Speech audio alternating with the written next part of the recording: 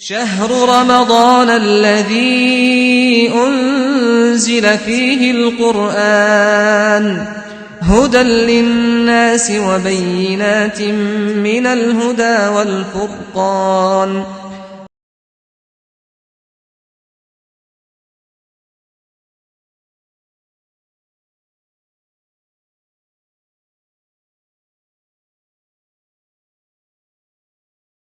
അസ്സലാമു വറഹ്മത്തുള്ളാഹി ബിസ്മില്ലാഹിർ റഹ്മാനിർ റഹീം അൽഹംദുലില്ലാഹി റബ്ബിൽ ആലമീൻ വസ്സലാത്തു വസ്സലാമു അലാ റസൂലിഹിൽ അമീൻ വഅലാ ആലിഹി വഅസ്ഹാബിഹി അജ്മഈൻ അമ്മാ ബഅദ്. സൂറത്തുൽ ഫാത്തിഹയുടെ പ്രാധാന്യത്തെക്കുറിച്ചാണ് നമ്മൾ പറഞ്ഞു വന്നത്. നമ്മൾ ഖുർആനിലെ അധ്യായങ്ങൾ അവതരിച്ച ക്രമം പരിശോധിച്ചാൽ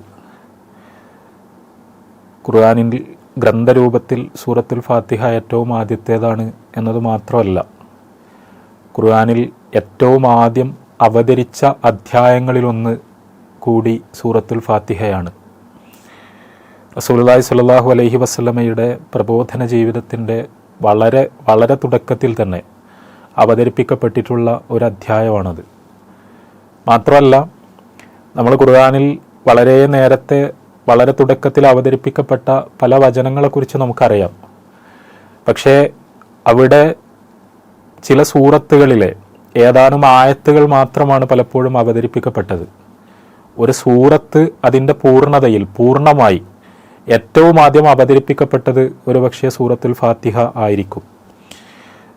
നമുക്കറിയാം, റസൂലുള്ളാഹി സ്വല്ലല്ലാഹു അലൈഹി വസല്ലമയുടെ പ്രവാചക ജീവിതത്തിൻ്റെ വളരെ തുടക്കത്തിൽ തന്നെ അവിടുന്ന് നമസ്കാരം പഠിപ്പിക്കപ്പെട്ടിരുന്നു.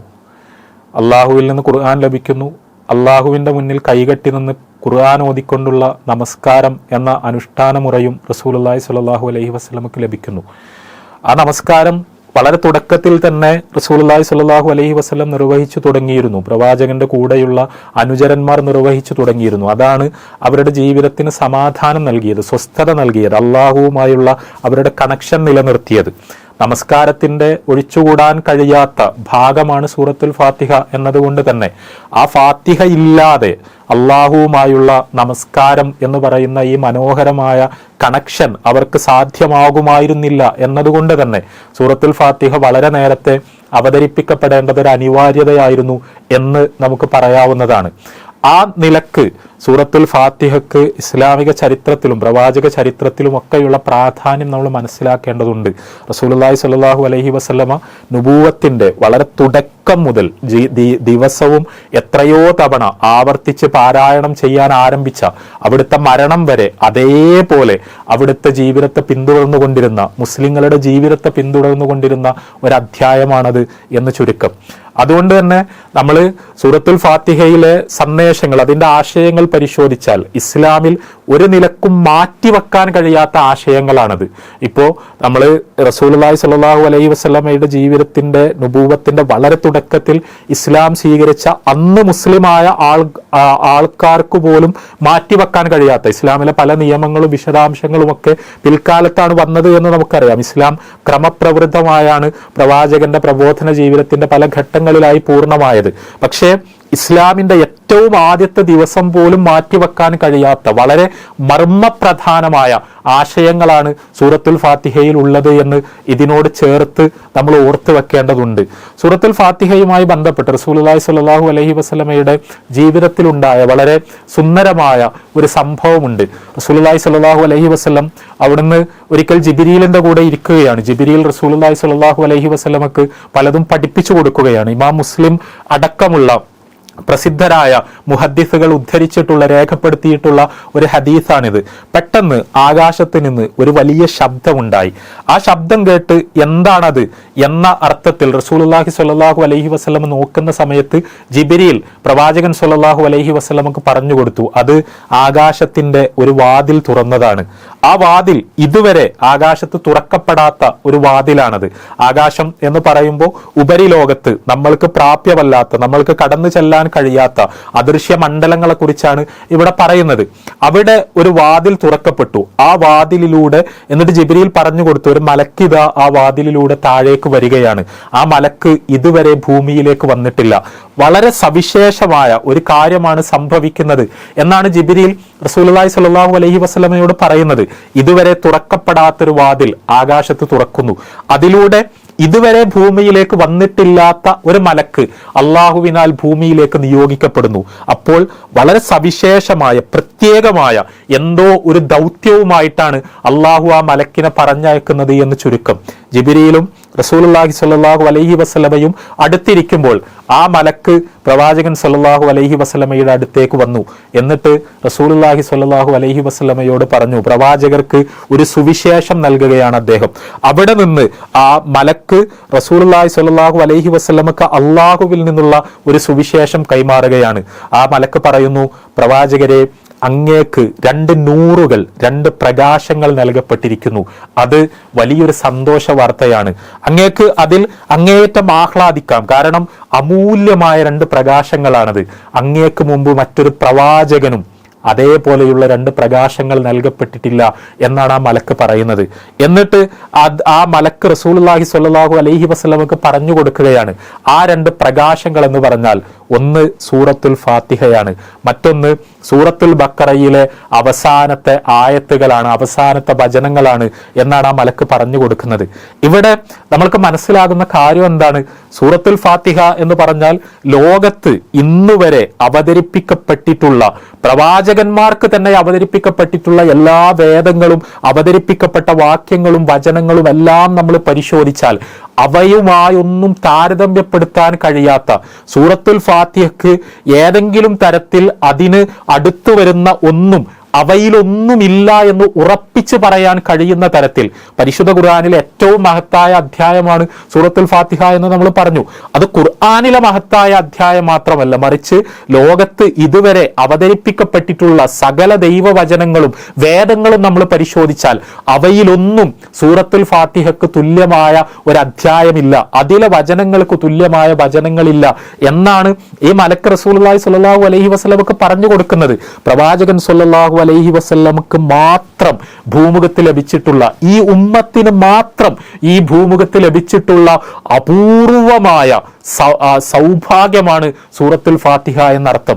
ആ അർത്ഥത്തിൽ സൂറത്തുൽ ഫാത്തിഹയെ നമ്മൾക്ക് കാണാൻ കഴിയുന്നുണ്ടോ? സൂറത്തുൽ ഫാത്തിഹ എന്ന് പറഞ്ഞാൽ അത് ഒരു പ്രാർത്ഥന കൂടിയാണ്, അതിമനോഹരമായ പ്രാർത്ഥന.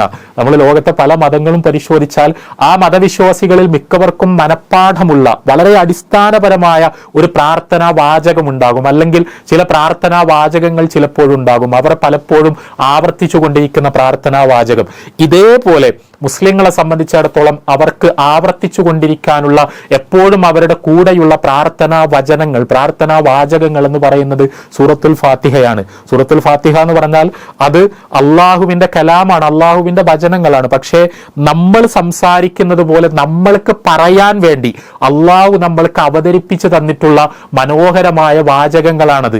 അതിൽ അള്ളാഹുവിനെ പ്രകീർത്തിക്കുന്നു, അള്ളാഹുവിനെ സ്തുതിക്കുന്നു, അള്ളാഹുവിന്റെ ഗുണവിശേഷണങ്ങൾ എടുത്തു പറയുന്നു.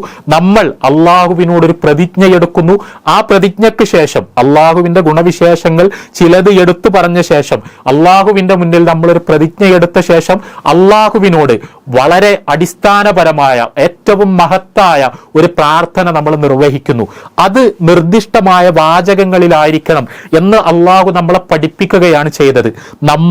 നമ്മൾ സംസാരിക്കുന്നത് പോലെ, നമ്മൾ സംസാരിക്കുന്ന ആളായിക്കൊണ്ട് എങ്ങനെയാണ്, ഏത് വാചകങ്ങളിലാണ് ആ പ്രാർത്ഥന നിർവഹിക്കേണ്ടത് എന്ന് അള്ളാഹു നമ്മൾക്ക് പഠിപ്പിച്ചു തരികയായിരുന്നു. നമ്മൾ പല കാര്യങ്ങൾക്കും പ്രിസ്ക്രൈബ്ഡ് ആയ ഒരു ഫോം ഉണ്ടാവും, അപേക്ഷകൾ സമർപ്പിക്കുവാൻ, അഭ്യർത്ഥനകൾ സമർപ്പിക്കുവാൻ. പലപ്പോഴും അത് ആർക്കാണോ നമ്മൾ സമർപ്പിക്കുന്നത് അവർ തന്നെ ഏറ്റവും പവർഫുൾ ആയ ചില വാചകങ്ങൾ അതിന് നമ്മൾക്ക് നിർദ്ദേശിച്ചു തരുന്ന സന്ദർഭങ്ങൾ നമുക്കറിയാം. ഇവിടെ പ്രപഞ്ചരക്ഷിതാവായ അള്ളാഹു, അവനോടുള്ള ഏറ്റവും മനോഹരമായ പ്രാർത്ഥന നമ്മൾ എങ്ങനെയാണ് നിർവഹിക്കേണ്ടത്, ആ പ്രാർത്ഥനയുടെ ആമുഖമായി അള്ളാഹുവിന്റെ ഗുണവിശേഷണങ്ങൾ എങ്ങനെയാണ് എടുത്തു പറയേണ്ടത്, അള്ളാഹുവിന് മുന്നിൽ നമ്മൾ എന്ത് പ്രതിജ്ഞയാണ് എടുക്കേണ്ടത്, അതിന് ഈ വാചകങ്ങൾ, ഏത് വാചകങ്ങളാണ് സ്വീകരിക്കേണ്ടത് എന്ന് നമ്മൾക്ക് പഠിപ്പിച്ചു തന്നതാണ് സൂറത്തുൽ ഫാത്തിഹ. നമ്മൾ അള്ളാഹുവിനോട് സംസാരിക്കുന്ന രൂപമാണ് അതിനുള്ളത്.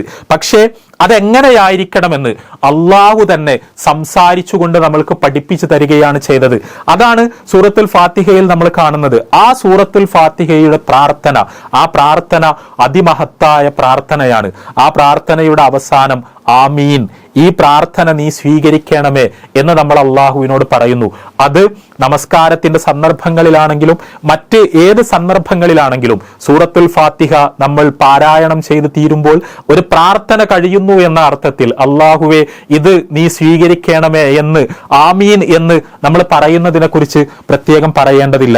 ഞാൻ നേരത്തെ സൂചിപ്പിച്ച ഈ ഹദീസിൽ റസൂലുള്ളാഹി സ്വല്ലല്ലാഹു അലൈഹി വസല്ലമ പറയുന്ന റസൂലുള്ളാഹി സ്വല്ലല്ലാഹു അലൈഹി വസല്ലമക്ക് ആകാശത്ത് നിന്ന് ഇറങ്ങി വന്ന ഈ മലക്ക് പറഞ്ഞു കൊടുക്കുന്ന ഒരു കാര്യമുണ്ട്. സൂറത്തുൽ ഫാത്തിഹയാണെങ്കിലും സൂറത്തുൽ ബഖറയിലെ അവസാന വാചകങ്ങളാണെങ്കിലും അതിലെ ഒരക്ഷരവും നിങ്ങൾ പാരായണം ചെയ്യുന്നില്ല, അത് നിങ്ങൾക്ക് നൽകപ്പെട്ടുകൊണ്ടല്ലാതെ എന്നാണ് ഈ മലക്ക് പറയുന്നത്. ഇത് വളരെ പ്രധാനപ്പെട്ട ഒരു കാര്യമാണ്. സൂറത്തുൽ ഫാത്തിഹയിലെ ഏതെങ്കിലും ഒരു അക്ഷരം, ഒരു വാക്ക്, ഒരായത്ത് നമ്മൾ പാരായണം ചെയ്യുന്നുണ്ടെങ്കിൽ അത് നമുക്ക് നൽകപ്പെടും എന്നാണ് അള്ളാഹു പറഞ്ഞയച്ച മലക്ക് റസൂലുള്ളാഹി സ്വല്ലല്ലാഹു അലൈഹി വസല്ലമക്ക് പറഞ്ഞു കൊടുക്കുന്നത്. നൽകപ്പെടും എന്ന് പറഞ്ഞാൽ എന്താണ്? അതിന്റെ പ്രതിഫലം നൽകപ്പെടും തീർച്ചയായും. അതോടൊപ്പം അതിലുള്ള അനുഗ്രഹങ്ങൾ, അതിന്റെ ബറക്ക നമ്മൾക്ക് നിശ്ചയമായും നൽകപ്പെടും. നാം സൂറത്തുൽ ഫാത്തിഹയിലെ ഒരു വാക്ക്, ഒരക്ഷരം നമ്മൾ ഉച്ചരിക്കുന്നുണ്ടെങ്കിൽ അതിലുള്ള ബറക്ക, അനുഗ്രഹം നമുക്ക് നൽകപ്പെടും. അതിനപ്പുറത്ത് അത് മഹത്തായ ഒരു പ്രാർത്ഥനയാണെങ്കിൽ ആ പ്രാർത്ഥനക്ക് തീർച്ചയായും നമുക്ക് ഉത്തരം നൽകപ്പെടും. സൂറത്തുൽ ഫാത്തിഹ നമ്മൾ കേവലം ഖുർആനിലെ ഒരു അധ്യായം പാരായണം ചെയ്യുകയല്ല ചെയ്യുന്നത്, മറിച്ച് നമ്മൾ അള്ളാഹുവിന് മുന്നിൽ മഹത്തായ ഒരു പ്രാർത്ഥന സമർപ്പിക്കുകയാണ് ചെയ്യുന്നത്. അവൻ പഠിപ്പിച്ച അതേ വാചകങ്ങളിൽ ആ പ്രാർത്ഥന അള്ളാഹുവിലേക്ക് വെച്ച് നീട്ടുകയാണ് നമ്മൾ ചെയ്യുന്നത്. അത് ഒരിക്കലും തിരസ്കരിക്കപ്പെടുകയില്ല, അത് നൽകപ്പെടുക തന്നെ ചെയ്യും. ചോദിക്കുന്നവന് ഉത്തരം കിട്ടും. സൂറത്തുൽ ഫാത്തിഹ എന്ന പ്രാർത്ഥന ആരാണോ ഉരുവിടുന്നത് അവൻ അതിന് ഉത്തരം കിട്ടിയിരിക്കും എന്നാണ് ആ മലക്ക് റസൂലുള്ളാഹി സ്വല്ലല്ലാഹു അലൈഹി വസല്ലമക്ക് പഠിപ്പിച്ചു കൊടുക്കുന്നത്. ഇപ്പൊ സൂറത്തുൽ ബഖറയിലെ അവസാനത്തെ വചനങ്ങൾ ഇതേപോലെയുള്ള റസൂലുള്ളാഹി സ്വല്ലല്ലാഹു അലൈഹി വസല്ലമക്ക് മാത്രം സവിശേഷമായി നൽകപ്പെട്ട വചനങ്ങളാണ്. ആ വചനങ്ങളും ഇതേപോലെ അതിലെ അക്ഷരങ്ങൾ, അതിലെ വാക്കുകൾ, അതിലെ വാചകങ്ങൾ അവയും ഇതേപോലെ നൽകപ്പെടും എന്നാ മലക്ക് പറയുന്നുണ്ട്. സൂറത്തുൽ ഫാത്തിഹയെ പോലെ തന്നെ ഒരുപക്ഷെ നമ്മൾ മനഃപ്പാഠമാക്കേണ്ട, നമ്മളിൽ പലർക്കും മനഃപ്പാഠമുള്ള ഖുർആനിലെ വചനങ്ങളാണത്. പരിശുദ്ധ ഖുർആനിലെ സൂറത്തുൽ ബഖറയിലെ അവസാനത്തെ 2 ആയത്തുകളാണ് ഇതിന്റെ ഉദ്ദേശം എന്നാണ് പണ്ഡിതന്മാർ പൊതുവിൽ വിശദീകരിച്ചിട്ടുള്ളത്. ആമന റസൂലു എന്ന് തുടങ്ങുന്ന നമ്മൾക്ക് മനഃപ്പാഠമുള്ള രാത്രി കിടന്നുറങ്ങുന്ന സമയത്ത് നമ്മൾ പാരായണം ചെയ്യുന്ന വചനങ്ങൾ. അഊദു ബില്ലാഹി മിനശ് ശൈത്വാനിർ റജീം. ആമനർ റസൂലു ബിമാ ഉൻസില ഇലൈഹി മിർ റബ്ബിഹി വൽ മുഅ്മിനൂൻ കുല്ലുൻ ആമന ബില്ലാഹി വമലായികതിഹി വകുതുബിഹി വറുസുലിഹി